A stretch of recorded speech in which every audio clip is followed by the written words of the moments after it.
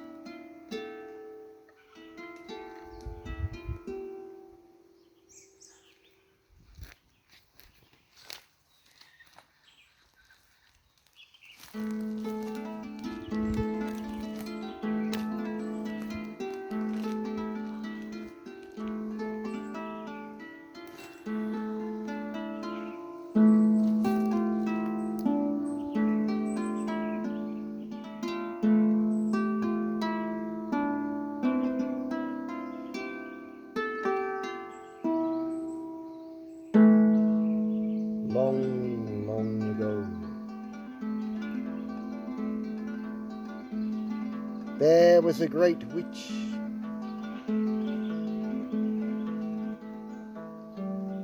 Her name was Ceridwen, sorceress, enchantress, holder of wisdom,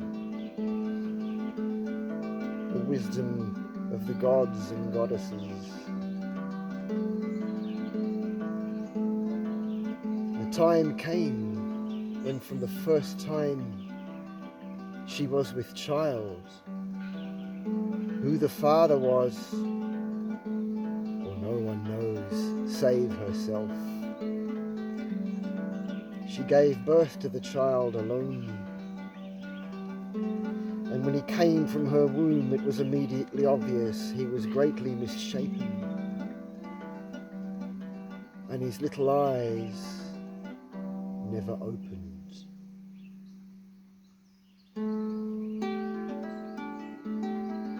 "Oh, my dear son," she said, "you shall never run and jump as other boys do, nor shall your beautiful eyes ever see the light of day, colour, texture, movement."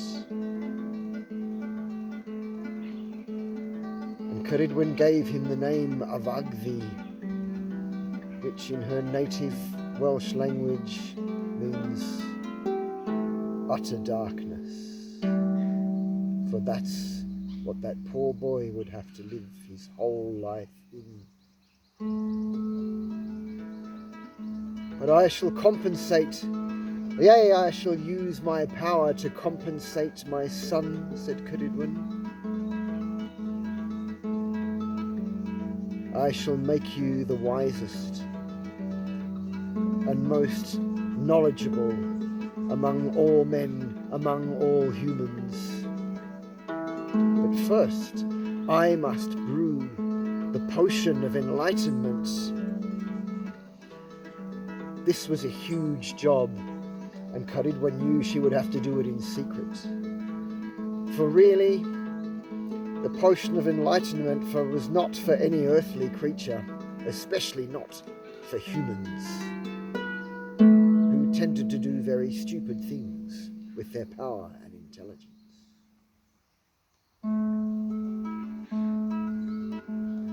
Ceridwen got to work gathering the ingredients. What they were, I can't tell you, and if I could, I wouldn't. Gather them she did, and when they were ready, she set a huge fire ready to burn, of oak and hazel and ash upon a high hilltop, and upon the fire she placed her huge magical silver cauldron, made, they say, by the gods themselves. Cauldron of rebirth, cauldron of transformation, the only thing that could cook up the potion of enlightenment.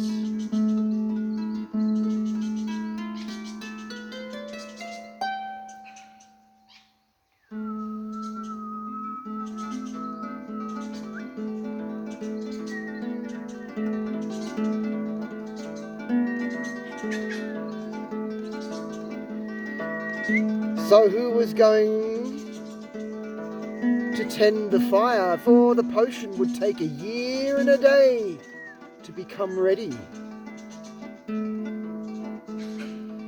Well, there she would have to get humans to join in. Who could I get? What human could I trust? Said Ceridwen.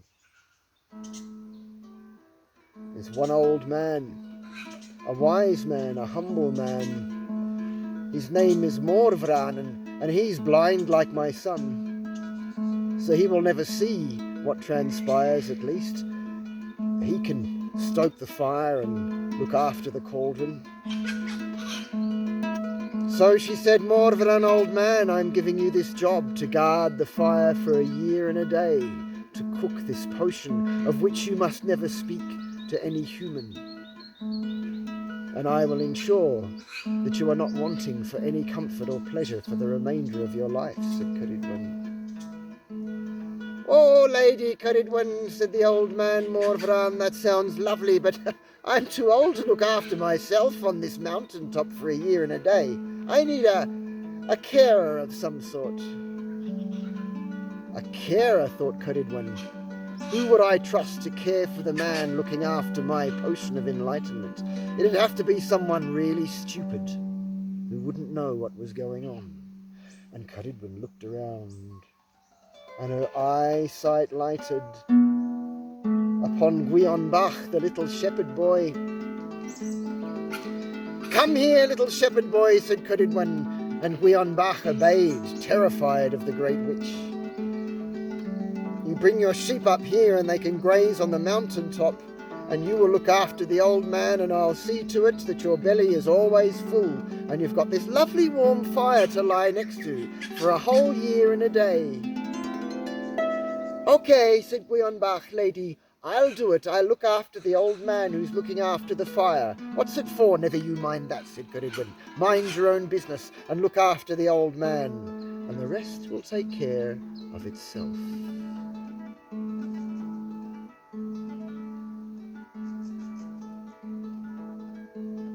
Well, she lit the fire, and the flames leapt high, and Ceridwen departed across the sky. And by, as the days, the weeks, and the moons passed, as the moon rose and swelled and waned and set, the cauldron began to steam up, and began to bubble and sputter. The seasons passed one by one. The cold winter, the snow melted and spring came and the flowers bloomed on the mountain meadows. As Morvran kept the fire going and little Gwionbach kept Morvran going, it all worked very well. They enjoyed each other's company. But then, as spring nearly reached its heights, the cauldron began to bubble and shake. Oh, said the old man, whatever the old witch is cooking up in there, it's nearly ready. Ah, Gwionbach, our time of freedom is nigh. Our job is almost over. Better put some more wood on the fire just to make sure we get over the line. And they put more wood on the fire, and the cauldron began to bubble and spatter and bubble and spatter. Oh, I hope it's okay, said the old man. Oh, it'll be fine, said Gwion. Just remember, we're not allowed to drink it. Remember, Ceridwen said we're not allowed to taste it. She would be very angry if we did that. I've no thought of that, said the old man. Just let it cook up. You don't have to taste it. She said a year and a day and it'll be done. But then the cauldron bubbled and sputtered a bit higher. And what do you know but 3 drops leapt out of the cauldron. And where did those 3 drops land? Ow! on Gwion Bach's thumb, and when you burn your thumb, what are you going to do? Put it in your mouth. But of course, when Gwion put his thumb in his mouth, there were 3 drops of the potion of enlightenment on it.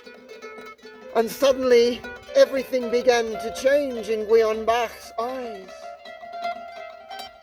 He could see the heavens beyond the blue sky. He could feel the fires in the depths of the earth. He could feel the breath of every living creature. He knew the thoughts of every sentient being. He could see the stars beyond limits. He knew the truth beyond past, beyond future, beyond time. It was almost too much to bear. He had drunk accidentally of the potion of enlightenment. And because Gwion Bach now knew everything, he knew that Ceridwen knew that he drunk the potion, and she was angry. And little Gwion Bach ran away, leaving the old man, leaving the fire, leaving the cauldron. It shook and shook and exploded, and its black liquid poured down the mountainside, burning and scorching everything in its path. The potion of enlightenment is too strong for this world of mortals. And Ceridwen came back, raging that this stupid boy Gwion Bach had drunk the potion intended only and only for her blind son Navagthi.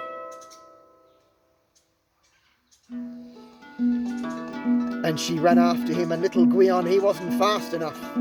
Ha! But I know everything, said Gwion. I'm enlightened. I can change shape. He changed into the shape of a hare and fled.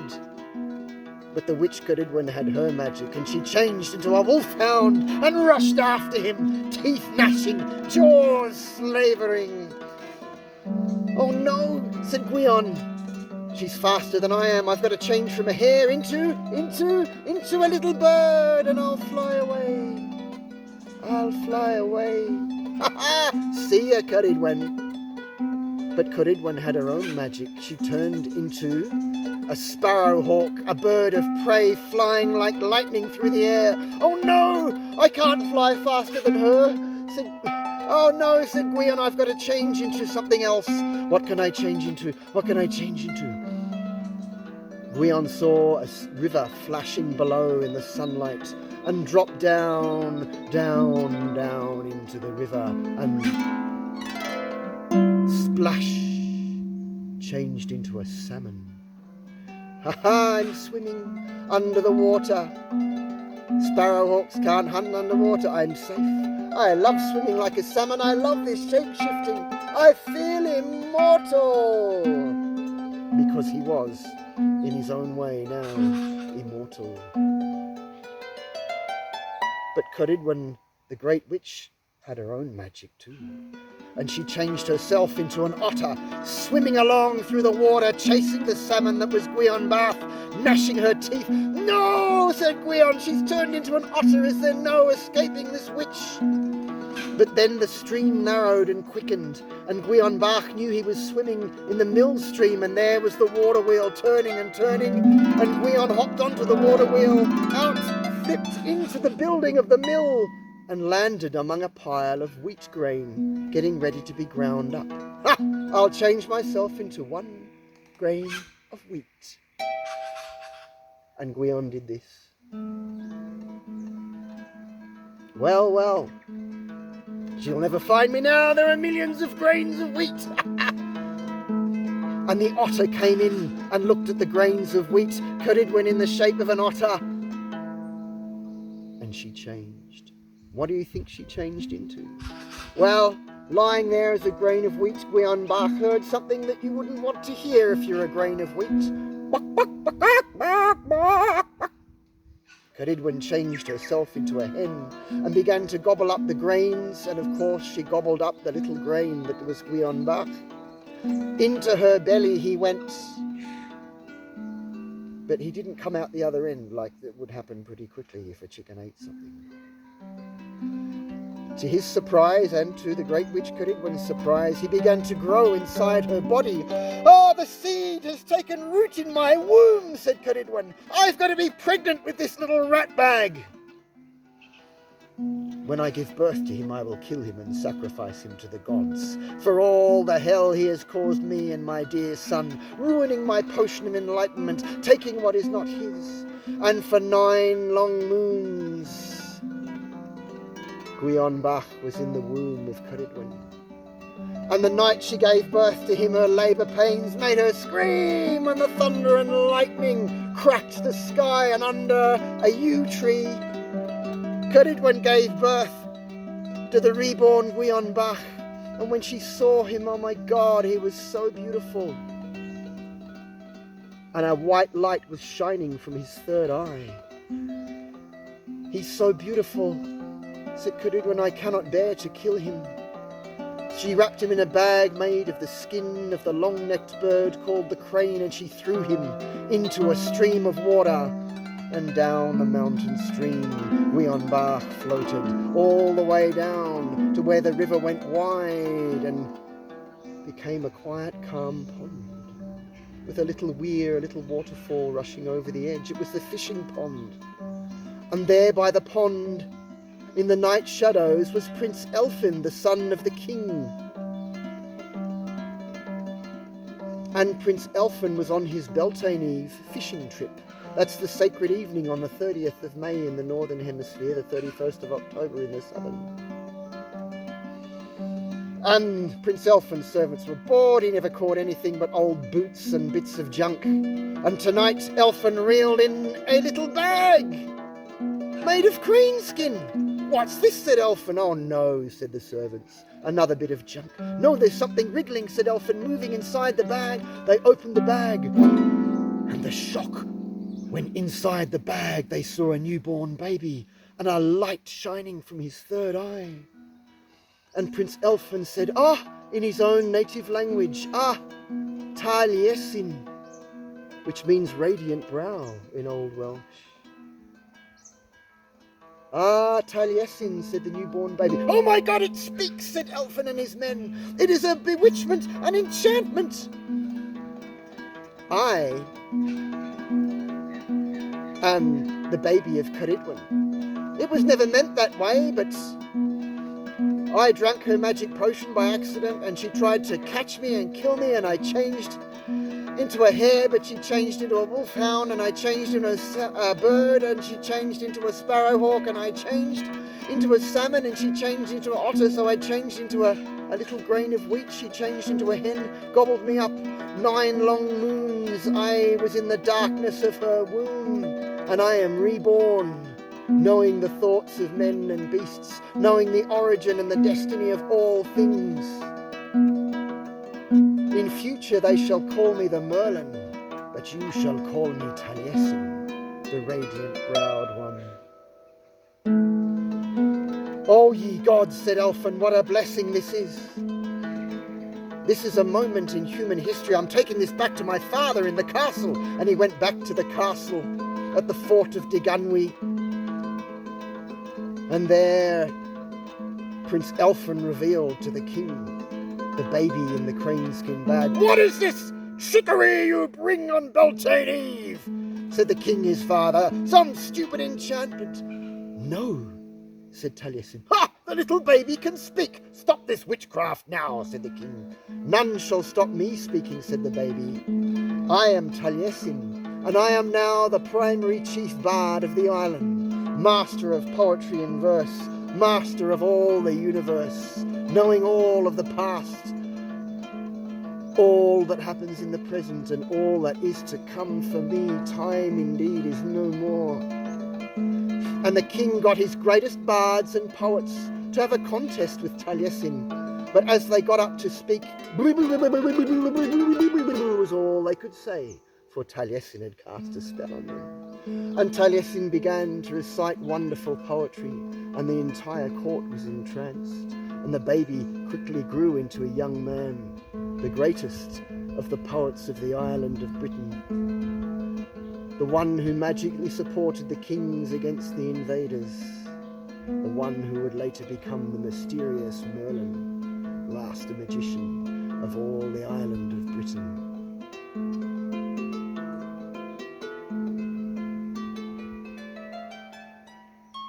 And that is the story of the birth of Taliesin.